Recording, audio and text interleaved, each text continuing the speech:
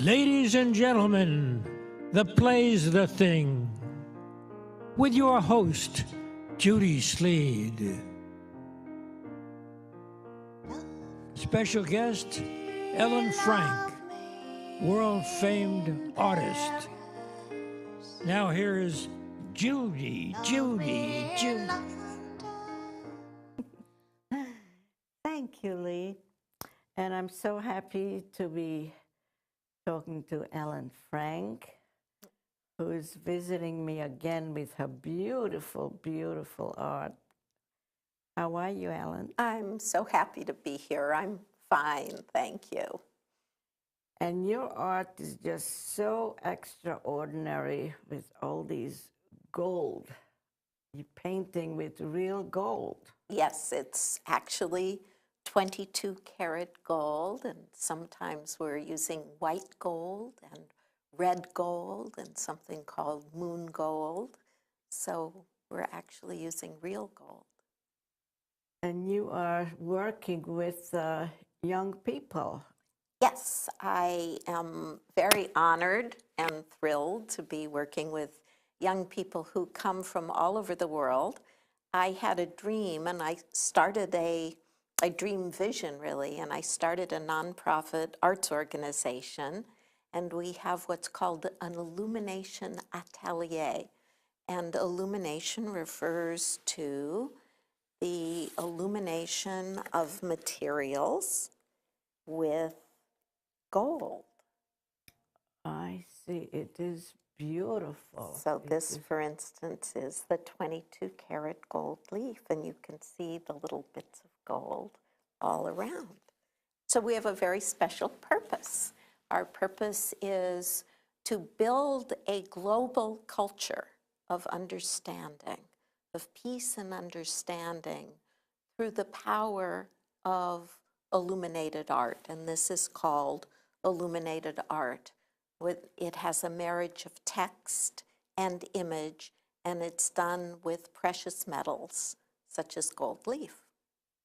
And this is something you said you had a dream, and this came out of your dream, this whole project. This whole project it's had many handmaidens, but it began on a back porch in Amagansett, where I was sitting with a friend, and she said, "Dream, tell me what you would most want." And what I would most want was a workshop, which is what atelier means, based on the Renaissance concept of apprentices working right alongside the master artist. The work I'm showing you could not be done by one person alone. So we work collaboratively. I work with people from Estonia and Slovenia, and we're having someone come from Belarus, and they've come from all over the world to work on these projects. That's amazing. And how do these people know about this, so they would want to come and work with you? Well, they find out about us usually on the World Wide Web, and or if we place an ad, for instance, on Craigslist, and then they go through a rigorous process of interviews in order to be accepted. Who does the interview? I interview them on Skype very often. So if they're in China or they're in Colombia, we Skype on the internet, and I get to see these shining faces, and I get to have a sense of them in the interview. And first they apply and they fill out an application form. Then if we like them, and the we is usually, I also have the other interns who are with me at that time go through the intern applications. So it's very much a matter of the organization and the project itself continuing itself. So everyone is involved. And what would be the qualification for people to be accepted? Well, they have to have a degree of serious philosophical, intellectual inquiry. They need to be fascinated by the meaning of things and interested in exploring meaning. So that is the general umbrella for them. And secondly, or it's not really second, I would say twinning that in importance, is a commitment to art as an instrument for social justice, knowing that art can actually have an impact on our world. And then they need to be skilled with their hands. And at the beginning, we used to take artists who had less experience. Now we take archaeology majors or graduates, and we've had a graduate in Russian literature. But these are young people who've drawn and painted their whole lives, so they're at home with a brush, and they're at home with mixing a color, and they can match a color.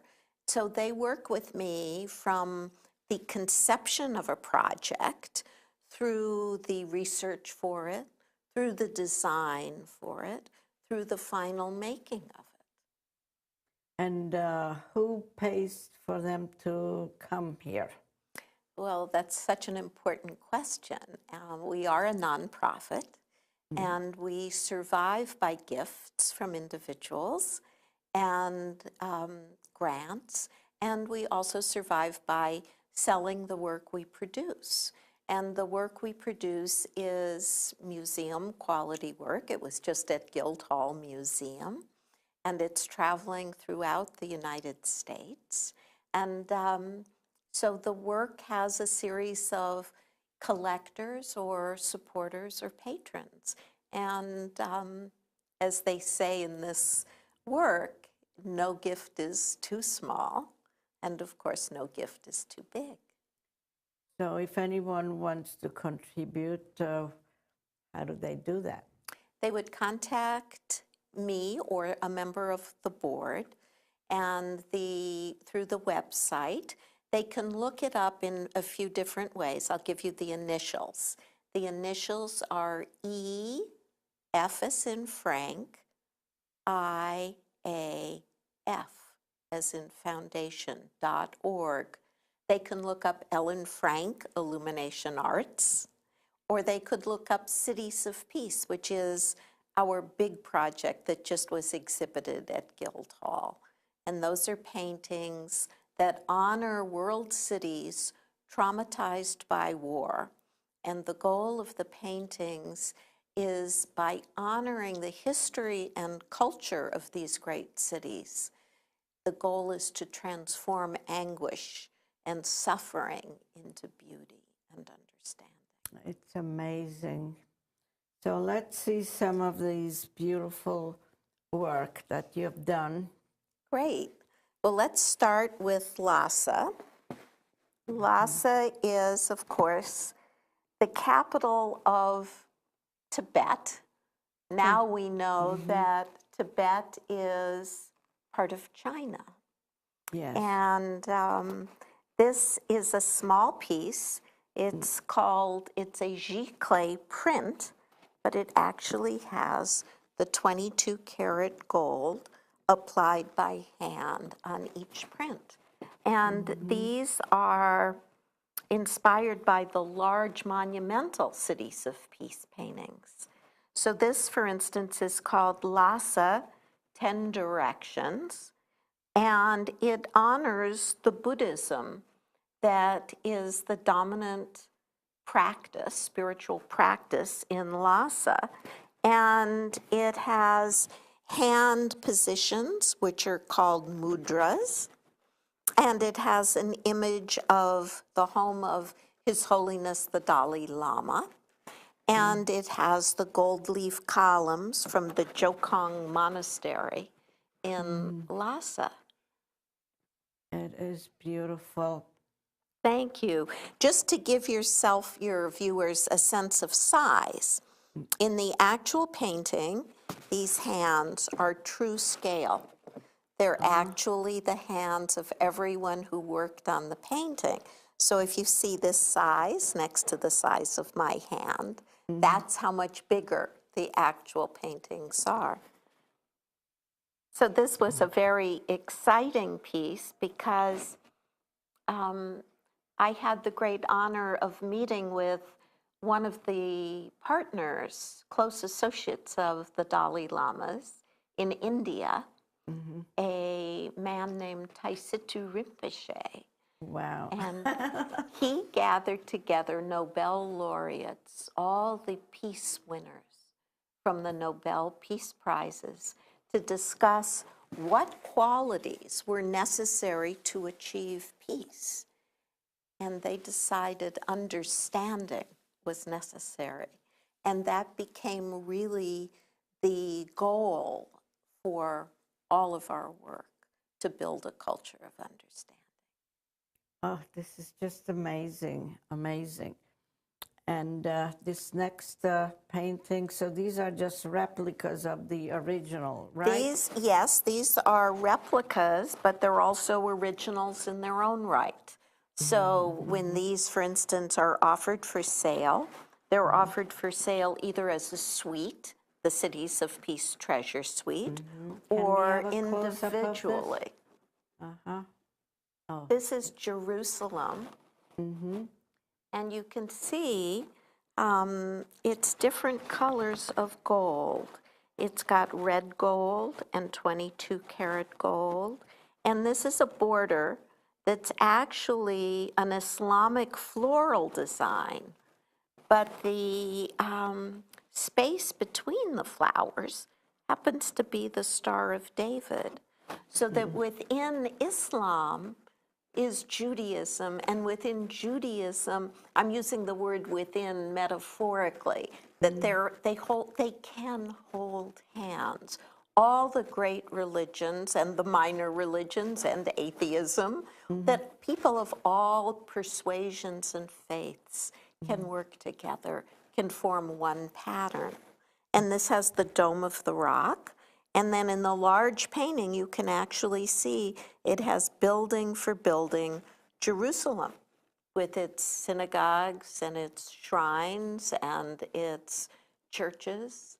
So it unites really in the imagery all the Abrahamic faiths. And it's called Jerusalem, a painting toward peace. It is beautiful, and it's just amazing, all the work and the thought that goes into each piece. Thank you. And how many people would you say worked on this? Well, on the big painting, it was the first of the Cities of Peace paintings, so it was only 2. It was right before I started the foundation, and it took a year. One painting took a year. And I worked on it with a wonderful young assistant.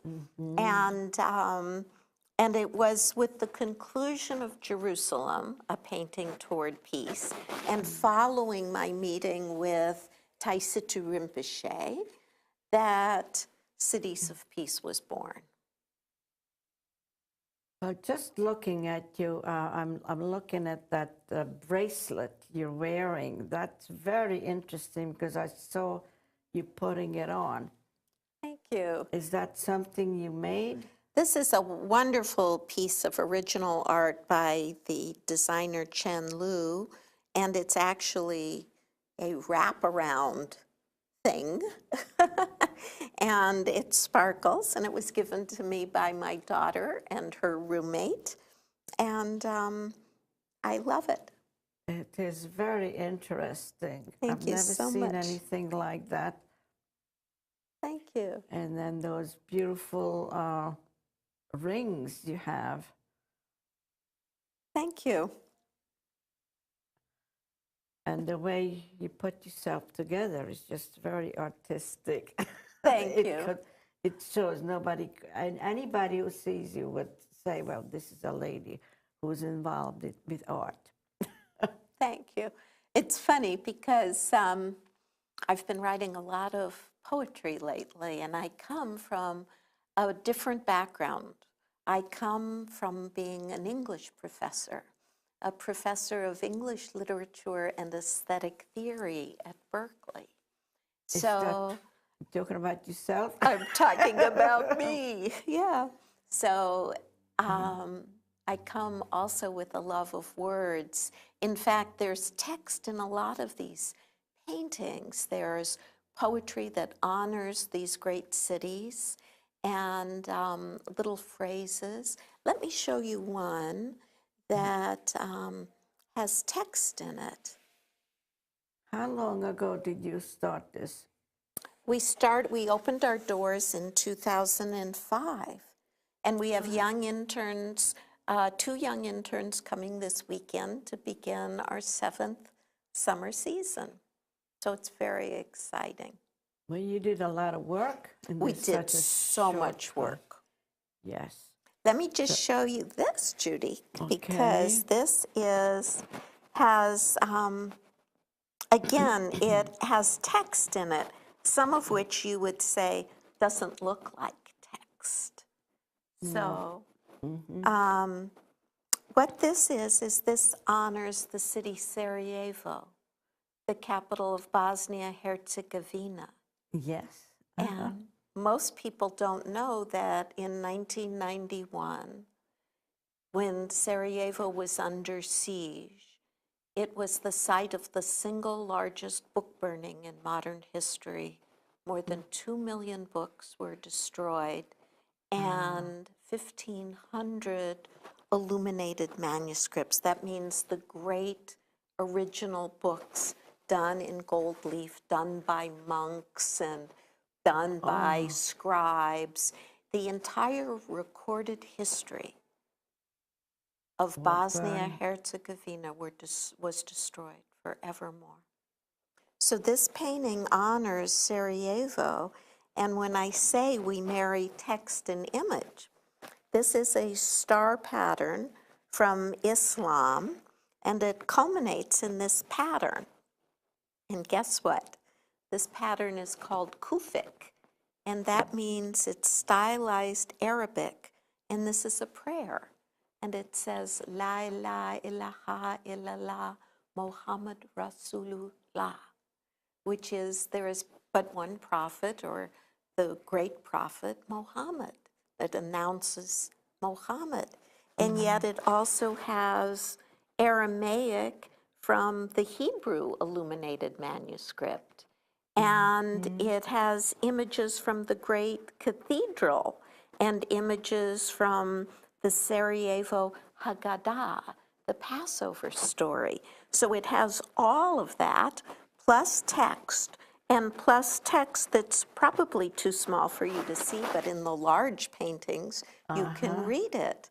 It has text in Cyrillic, and it has text in using Russian language, and it has texts announcing the deeds of Sarajevo. So when you see this, you get a taste of history. You become informed about things you no longer know or you didn't know ever. You become informed, and then you have a memory at the same time. Well, it is just actually mind-boggling that how much knowledge goes and information goes into this painting. Because I'm talking to Ellen Frank, who by now, minute by minute, she's getting more famous with all these beautiful things, because I don't think there is any other person who does this in the whole world. Well, that would be sad indeed if I were the only one in the world. But there are more and more of us. When I began, there were very few. In fact, Prince Charles started a school in London called the School of Traditional Arts in order to preserve some of these art forms from the threat of extinction. And Donald Jackson, who's the calligrapher to the Queen, is working on an illuminated manuscript actually in the United States. But I think you're right in that we have the only program like this, the only training program to really train young illuminators in the art of illumination. So our program is unique, and there are more and more people learning to do this and reviving this beautiful and ancient art form. Okay, let's look at another Okay, one. let me show you Hiroshima. Wow, that is gorgeous. Hiroshima is in two other kinds of gold. This is all white gold, and this is called moon gold. And this is actually taken from a map of Hiroshima, an aerial reconnaissance photograph right before the United States dropped the bomb. So what we have is, since it's called Cities of Peace, and we're honoring these great cities traumatized by war, absolutely decimated, but we want to have people full of hope and love and cherishing cities. Cities are the fount of civilization. They're the homes of so much of our creative achievements. And so when we talk about preserving the environment and Mother Earth, we also want to preserve the built environment that records the great civilization of the Japanese, the Chinese, the different countries and peoples who have built great civilizations. So cascading across this map is what's called the winter blooming plum blossom, and it symbolizes everlasting life for the Japanese. So it's a painting that is meant to build hope in the world, that there is resilience and hope and mending even in the midst of devastation. So you mentioned different cities. So when you finish a painting like this, do you send it to the country itself so they could see it? That's one of our dreams. One of our dreams, we look for sponsors or people to adopt a city. And if we had someone or a group of people who wanted, say, to adopt Hiroshima and our work, then they could help us send all the paintings to Hiroshima. And the exhibition, the Cities of Peace exhibition, would be accompanied by symposia in which they discuss, the guests would discuss art as an instrument for peace. So that's one of our dreams. We've been invited to bring the work to Iraq. Would you like to see our piece, Baghdad? Oh, of course I would. Yes. This is Baghdad. And this is just a tiny part of the painting. But you see that this gold, you can touch it, Judy. I'll give you permission. Oh, it is.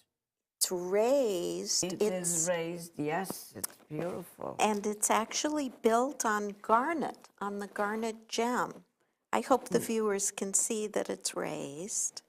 And then every painting has a touch of crimson, just a little bit of crimson. You see right here. Yes. And that's in honor of the dead. Oh. And then this is text. This is cuneiform text from the earliest known creation myth that predates Noah, the story of Noah, predates the story of Gilgamesh. And Baghdad, when it was originally designed, was designed as a circular city with 4 gates. So this is built on the great map of Baghdad. And you know what the name Baghdad, what people, the Iraqi people used to call Baghdad until the last 20 or 30 years? What? Dar es Salaam, which means city of peace. So Baghdad was the greatest city on earth from 800 to 1200. Without Baghdad and the Arabic scholars, we wouldn't have Plato or Aristotle. None of the great classics would have survived while Europe slept in the Dark Ages. So You're a wealth of knowledge. You're a wealth of knowledge. I mean, besides these beautiful art that you do, you also have so much the knowledge of history, which is also very important to go along with these paintings. and it's important in our world. I mean, look at the Arab Spring that we've just gone through, and look at what's happening in the world. It's so important that we respect history and enjoy I the have arts. just one, we're running out of time, but it's one very important question. Like Yes. all your interns, would they be able to explain these paintings as you do? Do they have the knowledge of all this? They gain the knowledge. They gain the knowledge. Some of them arrive not knowing. They thought Vietnam was in South America. Oh, It's shocking. And what I'm so pleased about is the interns really embrace the history and the knowledge, which is so necessary to it is. freedom. It is just as important, if not even more so, the history, the knowledge, than doing the art. It's beautiful. So let's just very, excuse me, quickly tell us where to, what's your website?